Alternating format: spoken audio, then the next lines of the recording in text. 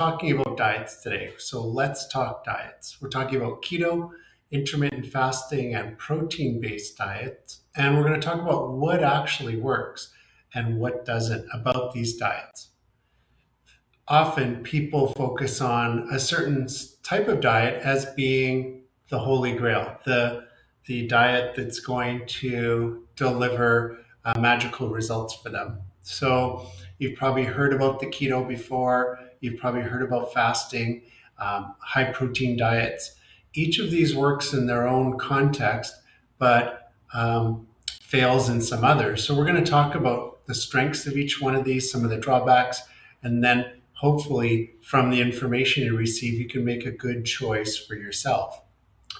So my goal tonight is simple: to help you understand what each approach does to your body so you can make smarter decisions instead of jumping from plan to plan. So why do diets fail? Most diets don't fail because people are weak. They fail because they're too restrictive or mismatched to the person.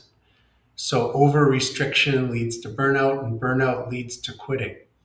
And then quitting leads to regaining your composure and trying something new. So it becomes a loop: diet, quit, regain, and repeat. And the key is one size fits all. Nutrition doesn't work. It's better to have a specific diet for that individual, taking into consideration many different factors. So it's not about the rules, it's more about understanding tonight. The three most popular approaches lately that you've been seeing is keto, intermittent fasting, and protein focused eating.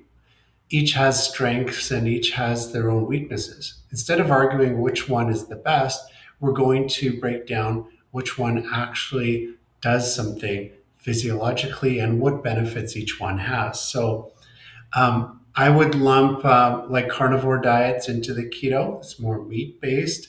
Keto being more protein heavy, low carb. So we're going to talk about those today as well. So keto, what does it do well? Well, it helps with fat loss mechanics, um, low carbs, low insulin, easier fat loss.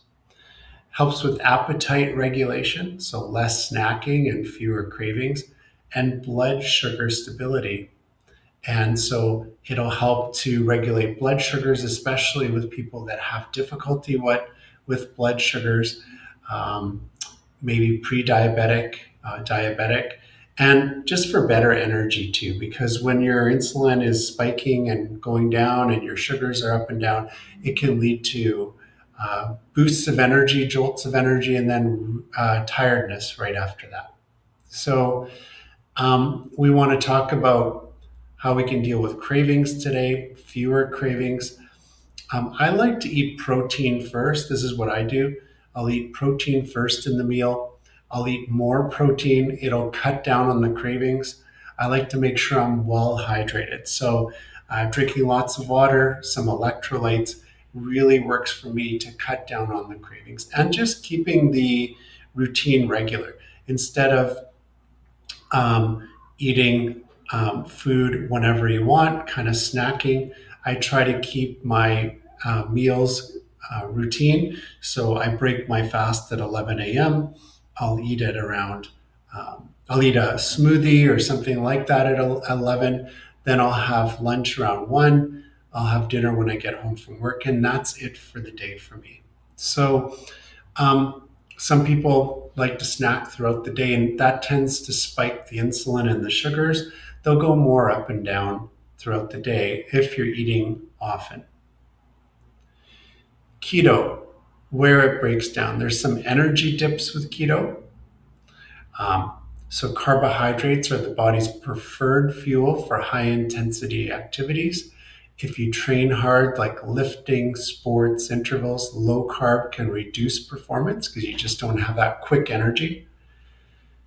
There's also hormonal stresses because you're going to have, if your body's already stressed, sometimes when you switch into the keto diet, you can have a little bit more stress on the body. can affect your sleep, the training intensity, or lead to undereating.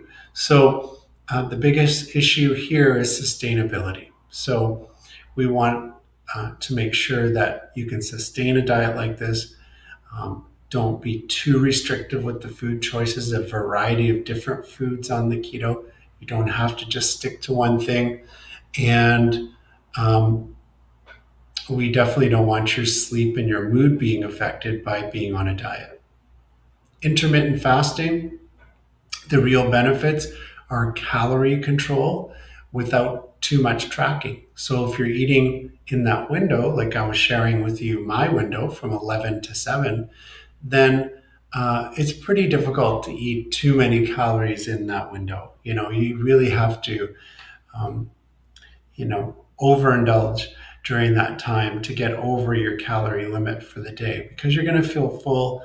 When you eat your meal, you're not going to want to eat for a while again. And when you have an eating window, it's going to help you to control how many calories you have throughout the day. So it makes it a little easier to manage that. It does help with improved insulin sensitivity. When you're not eating as often, you give your pancreas a break. You don't have to produce the insulin. And your body does go into fat burning mode. As well as there's some research saying that after around 12 hours of fasting, there's autophagy starts, which is the body kind of starts cleaning up the bloodstream to get rid of any particles that are in the blood, any damaged cells, cell particles.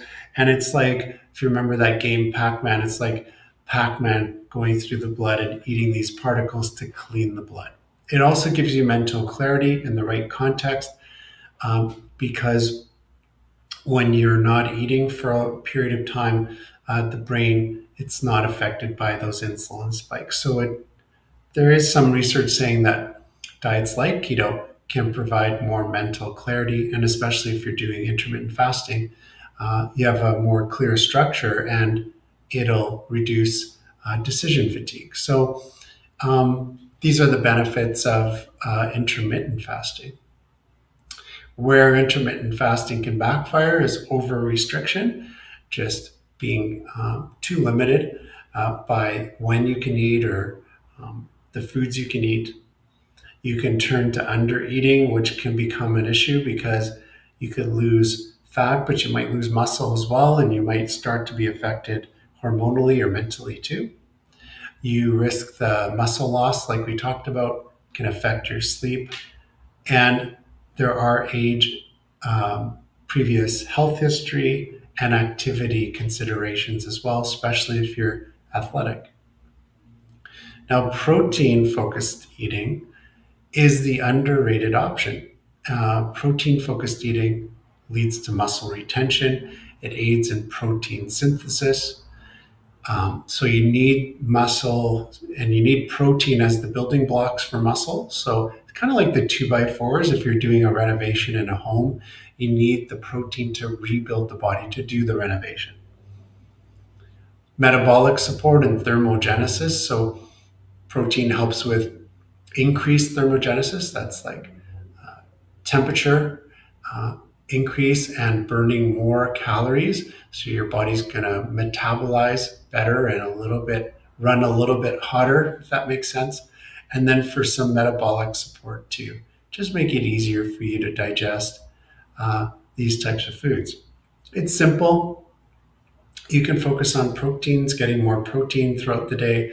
Very simple strategy.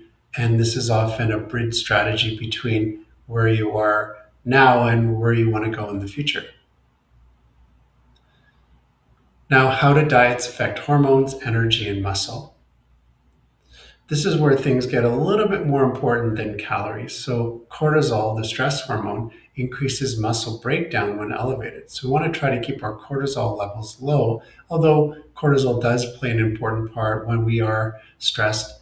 It does change our body and how it functions, which is a response to stress. So everybody has stress.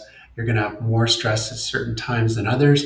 You do need the cortisol to be working You need the adrenals to make cortisol and to release cortisol. And those are right on top of your kidneys, those organs. And that will help your body to perform when it's under stress. The other thing is for training and recovery. There's age-related factors, sleep-related factors, and these age-related factors can affect recovery capacity as it declines with age. So just a little less elasticity or a bounce back when people start to get older. So sustainability beats intensity. So it's important that you have sustainable dietary habits that can beat something like intensity of how much you're doing at one period of time. So choosing the right strategy, the decision framework, I think it's important to involve a health professional, and I'll talk to you about that in the next slide. But it's important that somebody gets to know your health history, gets to know you, some of your preferences, what your goals are, what are the other factors relating to getting in better shape for you. These could involve lifestyle and work stresses, other activity levels like maybe going to the gym, the workouts you're doing, your age, and your ability to recover, especially if you've had injuries or any other type of disability in the past. And then fat loss and performance goals. So what are your fat loss and performance goals, and why do you want to do that? And just making sure that it's done in a healthy way. Now, what are your next steps? We offer support for people who attend our webinars. So what you can do is you can sign up for a health coaching session. That's the one on the far right. That's a one-time session. You can scan that QR code. I'm going to drop the link in the chat today. And for you on social media, you can click on the link in the bio, and you're going to be able to get these links as well. So you'll go to our link tree, and we're going to have the individual links in our link tree. But the health coaching session, a one-time session to get to know you and your background a little bit better, also the goals in the future. If you're in our area, you can come into the clinic for that. If you're not, we can do that online. We use Google Meet for that. Very easy platform to be able to meet online, to do the video and audio, and we can give you a summary of our meeting afterward with some action steps. You could do a series of sessions. That's the one on the far left, the one-on-one coaching package. This is 13 consecutive sessions done in 13 weeks, so weekly is the best, or 13 sessions done in 26 weeks. That's once every 2 weeks. That'll take us 26 weeks, which is 6 months. 6 months is long enough to be able to see some really good results, whether you want to lose 10, 20, 30 pounds. 6 months gives us enough time to really work on that. And then there's mastermind classes. The mastermind classes are once a week. They're in a group format. They will start next week after this webinar, and you can sign up for that. And we'll focus on various topics. Like we'll do a deeper dive into the types of diets I talked about today. Maybe one session will just focus on a protein-based diet. Another session will be on intermittent fasting. Another one on keto and carnivore, and maybe one on other lifestyle changes that you can make. So we will have a framework to do a deeper dive on these topics we discussed today, and that will help you to move forward, to be able to understand better and to ask some questions, because it's nice to have that group format where people can raise their hand, ask some specific questions. I'll be the one presenting and moderating the mastermind classes. And finally, follow me on social media. Also my YouTube channel. I've been posting a lot about my 100-day challenge, which started January 1st. We're just past the halfway mark. I've lost 10 pounds since the beginning of the year. I'd like to lose another 10 to 15 this year. The 100-day challenge will end on April the 10th. There's some adjustments I need to make to my own routine right now to move it forward. So I'll be sharing that via YouTube Shorts, some longer form videos, also some posts on TikTok and Instagram. So make sure you follow me there. You can also follow on X. I do have a Twitter handle and on LinkedIn as well. So we have those social media channels. And you can also get the books that I've written, The 100-Day Diet and The Metabolic Reboot. These are on Amazon. If you scan this QR code, it'll take you to the author profile. And again, I'm going to copy and paste the link for this right into the chat tonight. So if you are interested in reading the books that I've written, there is an audio version of the 100-Day Diet. If you like audiobooks, you can go there to Amazon and just get your copy and then join us for something like the mastermind group where you're more well informed about the principles that I talked about today. I want to thank you guys for joining me. Also on Eventbrite, if you go back to Eventbrite and our page, you'll be able to see the upcoming webinars.